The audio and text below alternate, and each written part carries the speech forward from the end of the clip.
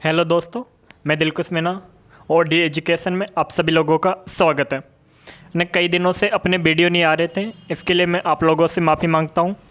और आज के बाद ने जो अपने क्लास की वीडियो है वो एक दो दिन छोड़ के रोज़ डलते रहेंगे, ठीक है। तो आज हम एक छोटा सा टॉपिक लेंगे। वो छोटा सा टॉपिक है कर्षणिका विकिरण, यानी कि ब्लैक बॉडी रेडिएशन क्या होती है। पिछले वीडियो में मैंने बताया था कि कर्षणिका क्या होती है। कर्षणिका हर वो चीज़ कर्षणिका है, हमारी आंखों से जो भी चीज़ दिखे, ऐसी कोई भी चीज़ उन्हें जो निम्न ताप पर 0 से लेकर अनंत तक की तरंग दैर्ध्य को अवशोषित करे और उच्च ताप पर 0 से लेकर अनंत तक की तरंग दैर्ध्य को उत्सर्जित कर दे, वो क्या है? कर्षणिका। कर्षणिका का जो ये गुण है ये अधिकतर काले रंग की वस्तुओं में पाया जाता है और इसका कारण, इसका नाम पड़ा है ब्लैक बॉडी रेडिएशन, यानी कि कर्षणिका विकिरण। लेकिन जैसे रेत होती है, रेत को रात में जाकर टच करना तो रेत बहुत ठंडी लगती है। वो रात में क्या कर रही होती है? 0 से लेकर अनंत तक की तरंग दैर्ध्य को अवशोषित कर रही होती है। और दिन में जाकर देखना, रेत को टच करना तो यानी कि भयंकर गर्मी छोड़ती है वो, यानी कि भयंकर वाली गर्म लगती है। तो वो दिन में क्या कर रही होती है? 0 से लेकर अनंत तक की तरंग दैर्ध्य को उत्सर्जित कर रही होती है, ठीक है। तो आज हम पढ़ेंगे कि कर्षणिका विकिरण क्या होता है। जैसे हम लोगों ने पहले कर्षणिका ऊर्जा वितरण वक्र भी बनाया था, फिर उससे बताया था कि वीन ने इसे समझाया, रेले जीन्स ने समझाया, फिर प्लांक ने समझाया, प्लांक ने इनकी क्वांटम सिद्धांत दिया, ठीक है। तो कर्षणिका विकिरण क्या है? कर्षणिका विकिरण को समझने के लिए, कर्षणिका विकिरण को समझने के लिए धातु के एक गोलाकार पृष्ठ की कल्पना करनी है। क्या? कर्षणिका विकिरण को समझने के लिए धातु के एक गोलाकार पृष्ठ की कल्पना करेंगे। जैसे मान लेते हैं ये कोई धातु है, ये जो कागज है ये मान लेते हैं कोई धातु है, ठीक है। अब इसको गोल लेंगे, गोल धातु लेंगे जो बीच में से खोखली होगी, ऐसे यानी कि गोल धातु ले लेंगे। ये तो आगे का पृष्ठ है, इससे कोई मतलब नहीं है। बीच में ऐसे यानी कि गोल धातु लेंगे जो बीच में से खोखली होगी। आप ऐसे समझे, जैसे मैंने ये कोई धातु ले ली, धातु ले ली, ये धातु क्या है? बीच में से खोखली है, यानी जैसे फुटबॉल की गेंद है। मान लेते हैं फुटबॉल की गेंद धातु है, हालांकि फुटबॉल की गेंद रबड़ की बनी होती है, लेकिन माना फुटबॉल की गेंद धातु से मिलकर बनी है। तो ये कोई फुटबॉल की गेंद मान लो, एक गोलाकार धातुक पृष्ठ की कल्पना करेंगे, ठीक है। क्या करेंगे? गोलाकार धातुक पृष्ठ की कल्पना करेंगे और इसमें एक छेद रखेंगे, ये बारीक सा छेद रखेंगे। ये क्या रखेंगे? बारीक सा छेद रखेंगे। अब धातु का मुख्य गुण क्या होता है ना? धातु इलेक्ट्रॉन त्यागती है। धातु का जो सबसे मुख्य गुण होता है वो इलेक्ट्रॉन त्यागने का गुण होता है, यानी धातु इलेक्ट्रॉन त्यागती है। तो धातुओं के पास क्या होते हैं? मुक्त इलेक्ट्रॉन होती है। धातु विद्युत की सुचालक होती है और धातुओं के पास क्या होते हैं? मुक्त इलेक्ट्रॉन होते हैं। तो ये गोलाकार धातुक पृष्ठ है। क्या है? गोलाकार धातुक पृष्ठ। अब यानी कि किसका बना है? धातु का बना है। तो धातु का बना है तो इसके पास क्या होंगे? मुक्त इलेक्ट्रॉन होंगे। तो यहाँ पे देखो ये मुक्त इलेक्ट्रॉन है, माना ये क्या है? मुक्त इलेक्ट्रॉन। ये जो डॉट डॉट बना रहा हूँ ये मुक्त इलेक्ट्रॉन है, ये मुक्त इलेक्ट्रॉन है। हमने जो ये गोलाकार धातुक पृष्ठ लिया था, मान लेते हैं ऐसे यानी कि गोलाकार धातुक पृष्ठ लिया है, ठीक है। अब ये जो इसका अंदर वाला भाग है, ये अंदर वाला भाग, ये कोई गोलाकार धातुक पृष्ठ है। इस गोलाकार धातुक पृष्ठ के अंदर वाले भाग को न काले रंग से लेपन कर देंगे। ये जो गोलाकार धातुक पृष्ठ है इसका ये वाला भाग, ये वाला जो पेन चल रहा है, यानी इस वाले भाग को काले रंग से लेपन कर देंगे। जैसे कोई न गोलाकार धातुक पृष्ठ है, इस गोलाकार धातुक पृष्ठ के आंतरिक पृष्ठ को काले रंग से लेपन कर देंगे। ये मैंने क्या कर दिया? काले रंग से लेपन कर दिया। ये काले रंग से लेपन कर रहा हूं मैं इसका।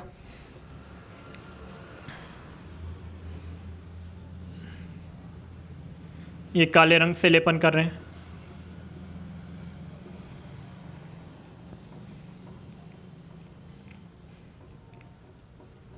ये मैंने क्या किया? काले रंग से लेपन कर दिया, ठीक है।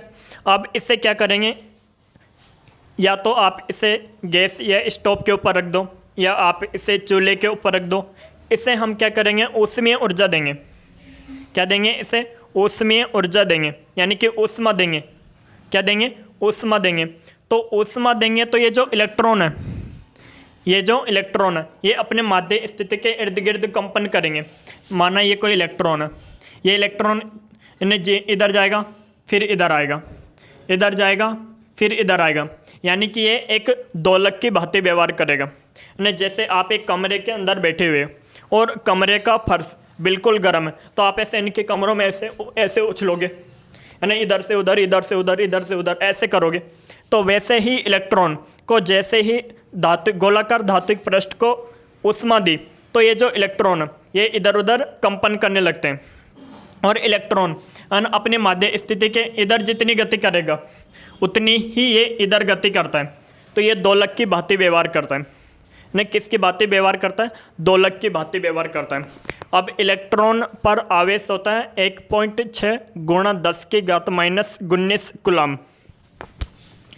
1.6 गुणा 10 की पावर माइनस 19 कूलम, ये इलेक्ट्रॉन पर आवेश होता है। ये मैं जो अब चीज़ बताने जा रहा हूँ इसको हमेशा ध्यान रखना।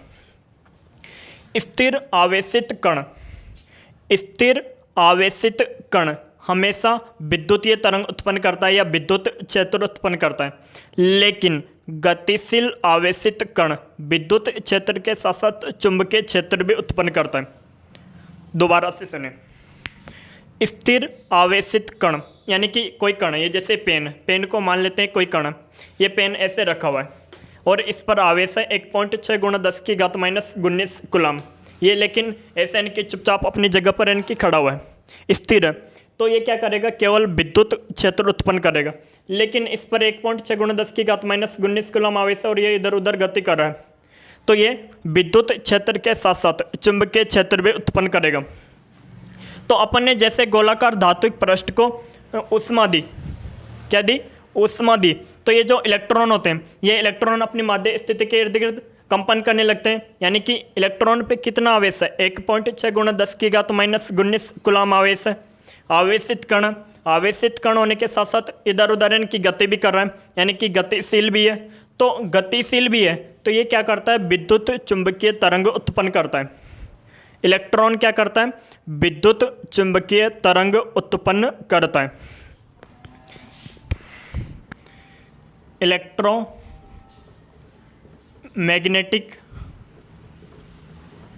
वेव्स, यानी कि विद्युत चुंबकीय तरंग उत्पन्न करता है। जैसे ये इलेक्ट्रॉन, इस इलेक्ट्रॉन से जो विद्युत चुंबकीय तरंग उत्पन्न होती है वो इधर जाकर टकराती है, इधर जाकर टकराई, फिर इधर टकराकर फिर इधर टकराई, फिर इनकी इधर टकराती है, फिर इधर टकराती है, फिर इधर चली जाती है। नहीं समझ में आया? ये इलेक्ट्रॉन है, ये इलेक्ट्रॉन कैसा है? आवेशित है, साथ के साथ ये गतिशील भी है। तो आवेशित भी है, गतिशील भी है, तो ये विद्युत चुंबकीय तरंग उत्पन्न करेगा। ये जो विद्युत चुंबकीय तरंग उत्पन्न करता है ये गोलाकार धात्विक पृष्ठ के अंदर परावर्तित होती है। यहाँ से इनकी विद्युत चुंबकीय तरंग उत्पन्न हुई, इधर टकराई, फिर यहाँ से परावर्तित होकर इधर टकराई, फिर इधर टकराई, फिर इधर टकराई और फिर इधर चली गई। अब ये जो इलेक्ट्रॉन है, कोई सा भी इलेक्ट्रॉन, प्रत्येक इलेक्ट्रॉन विद्युत चुंबकीय तरंग उत्पन्न करेगा, प्रत्येक इलेक्ट्रॉन। तो ये इलेक्ट्रॉन जैसे विद्युत चुंबकीय तरंग उत्पन्न किया इसने, इधर टकराई, फिर इधर टकराई, फिर इधर टकराई, फिर इधर चली गई। तो इस तरह से इलेक्ट्रॉन क्या करें? विद्युत चुंबकीय तरंग उत्पन्न करें। तो ये जो विद्युत चुंबकीय तरंग है,